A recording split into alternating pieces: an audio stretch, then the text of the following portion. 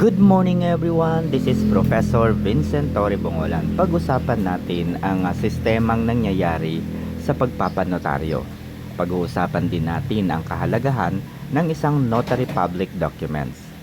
Mga kaibigan, napakahalaga na malaman natin ang totoong sistema at ang totoong proseso na dapat nating sundin na naaayon sa ating saligang batas. Mga kaibigan, ang isang notary public ay isang dokumentong pirmado ng isang abogado. Ito po ay isang patunay na ang dokumentong ipinipresenta ng mga taong nagpanotaryo ay legal, authentic, na sila po ang gumawa at nagpunta sa isang notary public lawyer.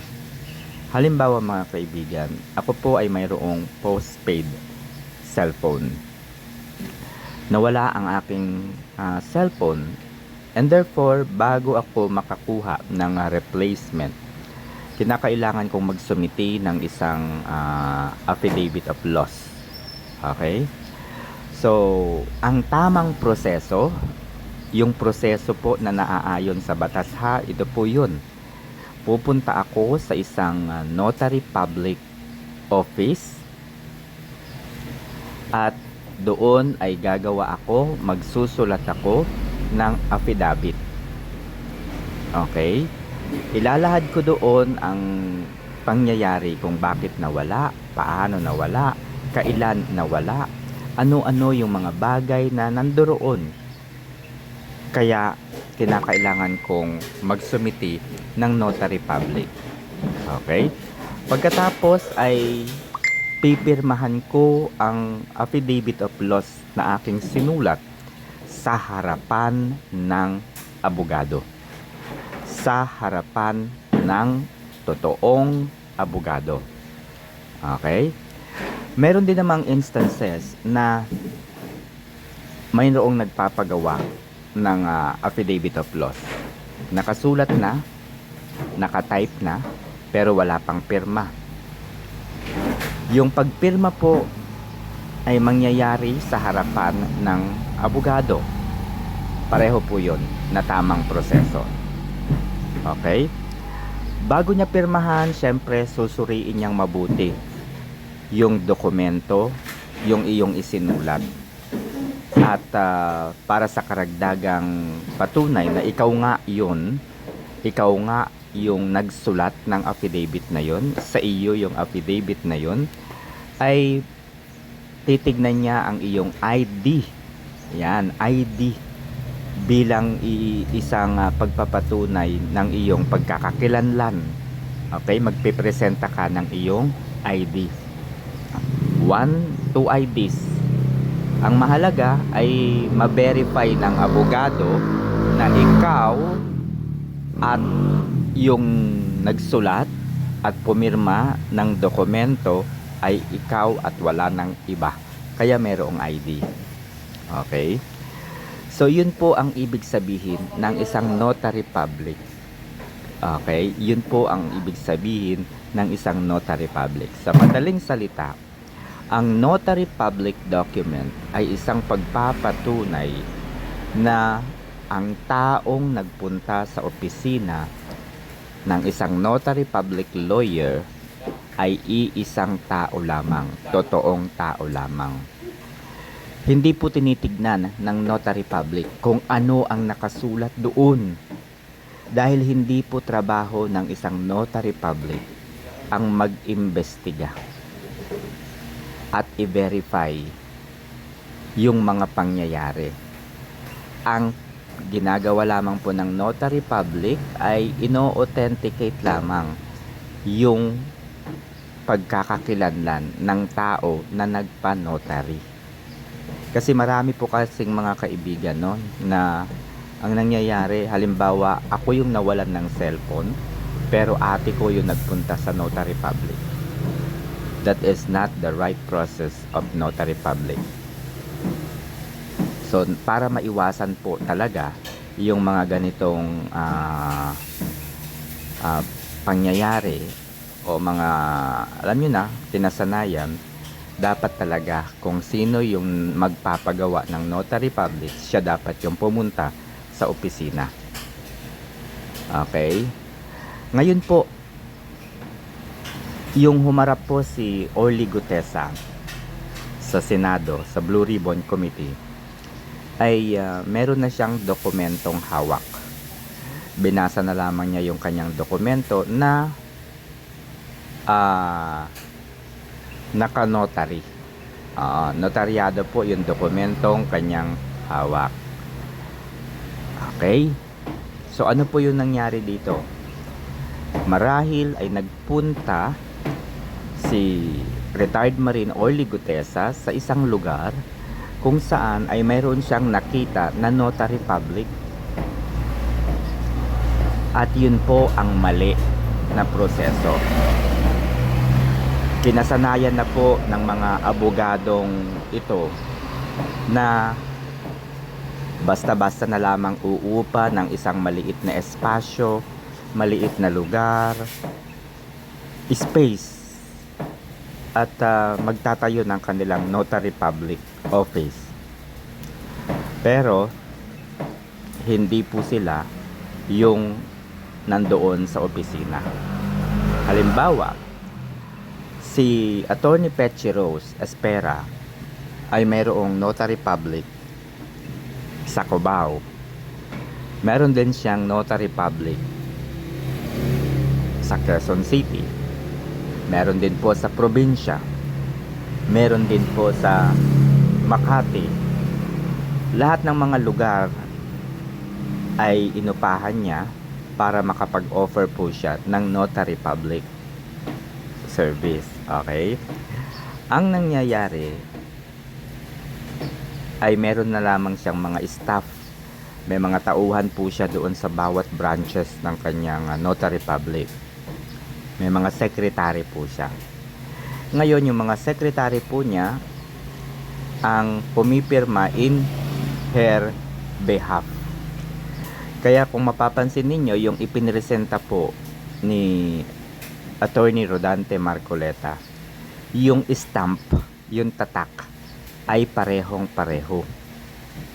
Nagkaiba lamang po doon sa pirma. Kasi po, ang pumipirma ay secretary. Okay? Ang pumipirma po ay secretary na lamang. O kung sino mang pinagkakatiwalaan nung abogado na yun. Okay? Kung sino na lamang ang pinagkakatiwalaan ng abogado na yun, yun yung pumirma. Kaya pansin po ninyo, uulitin ko, yung stamp na kulay blue, blue ba yun o itim?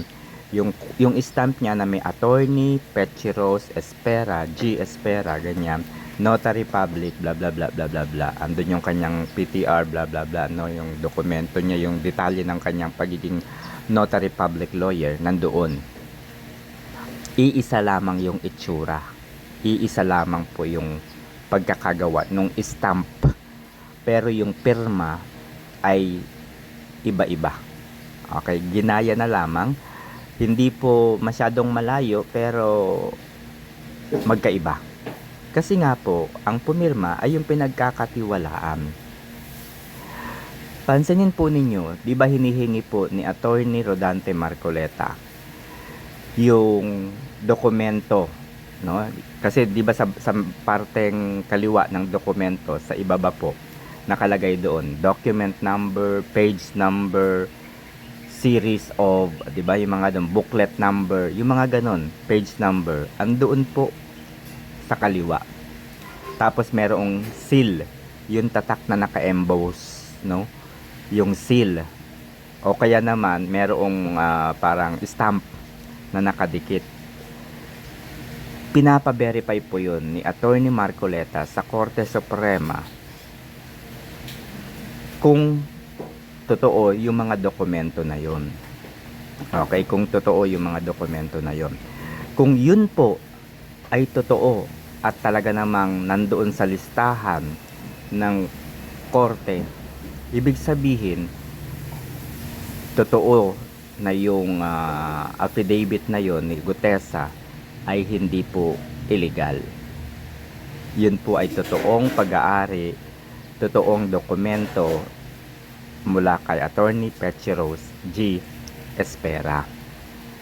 Pero kung yun po ay wala sa korte, then that is the right time para sabihin po ni Attorney Petros na hindi ko ina-acknowledge yung affidavit na yan. Yung pirma ko ay hindi talaga sa akin yan. Yung aking stamp ay hindi talaga sa akin yan. Bakit? Kasi hindi po tumutugma sa korte, sa record ng korte, yung document number, page number, series of, and so on so forth. Kapag hindi po tumutugma yun at kapag hindi po nakalista sa korte, that is considered fake. Okay?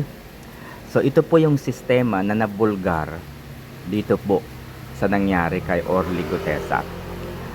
Dapat ay bigyan ito ng pansin ng korte.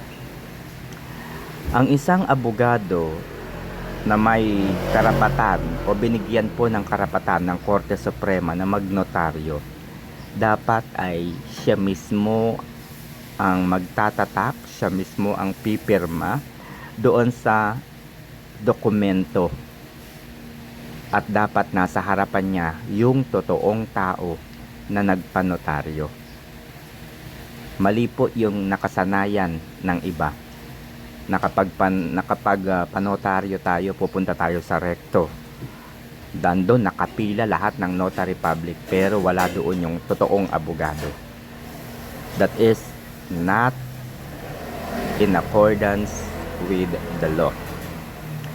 Ngayon guys, no, yung mga binanggit ko kanina, page number, document number, ano pa ba, series, ganyan.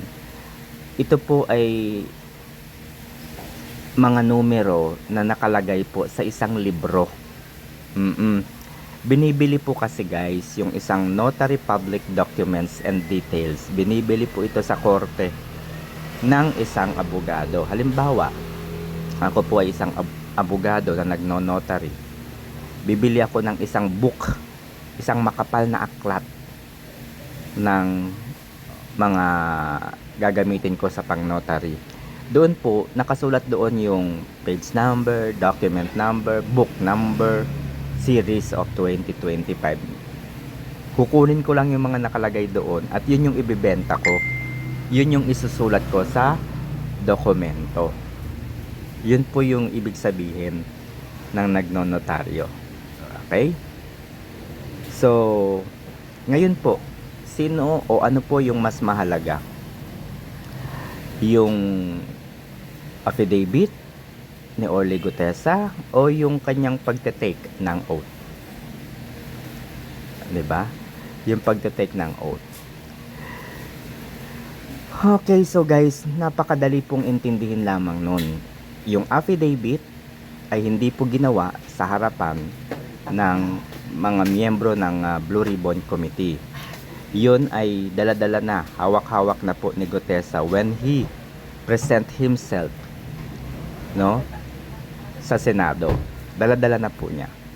So the people inside the Senate Blue Ribbon Committee hearing are not aware of the documents. They don't care about the documents. And hindi po mahalaga yung dokumento na yun. Bakit? Kasi hindi naman nila nakita yung pirma eh. 'Di ba? So kung sa harapan ng korte, it could be like a hearsay. Kaya nga pinag-oath muna siya eh bago pinabasa sa kanya yung dokumento. Okay? Kaya nga po pinag-oath muna siya bago pinabasa sa kanya yung dokumento.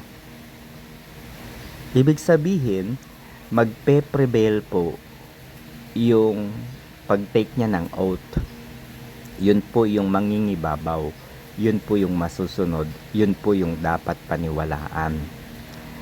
Ngayon po, yung binasa pong affidavit ni Orly Gutesa ay parehong-pareho din po naman doon sa kanyang naging salaysay.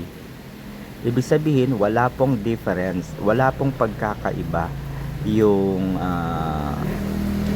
salaysay na binasa niya na nakasulat doon sa affidavit at doon po sa kanyang sinabi doon sa harapan ng mga miyembro ng Blue Ribbon Committee. Wala pong pagkakaiba.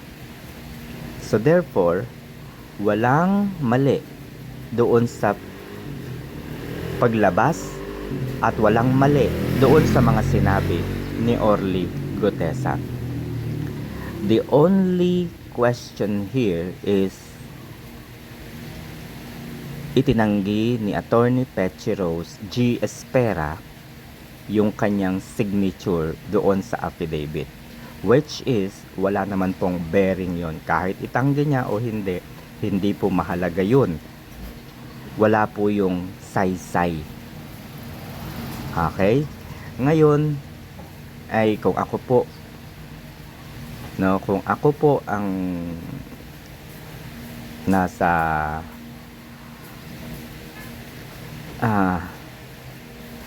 mahirap kung ako po yung nandoon sa pinakang ayoko na magsalita. Okay, so basta kung ako po yung nasa poder ng mga abogado sa Senate, pagpapaliwanagin ko si Attorney Pechi Rose G. Espera. Why are you offering a notary public where in fact you are not present in that area or office? Why are you offering a notary public service tapos wala ka naman pala doon sa mismong opisina? How can you authenticate that a person coming from these branches of yours sila talaga yon? Paano pala kung criminal na pala yung nagpunta sa branches mo tapos pinirmahan ng iyong mga secretary? Aba, meron tayong problema. Magkakaroon tayo ng problema. Okay? So sa mga nakaintindi po ng aking paliwanag, okay, tulungan po ninyo ako na iparating ito sa maraming Pilipino upang hindi po maloko. Okay, so tandaan po natin ha, kapag tayo ay nagpapanotaryo, huwag muna nating pipirmahan yung affidavit na ating sinulat. Pirmahan po natin ito sa harap ng abogado. Tingnan natin kung yung nasa harap ba natin o yung opisina na pinuntahan natin ay abogado nga ba talaga o baka sekretary lamang. Magtulungan po tayo na matigil na po itong maling sistema ng pagpapanotaryo. Maraming salamat. Good morning.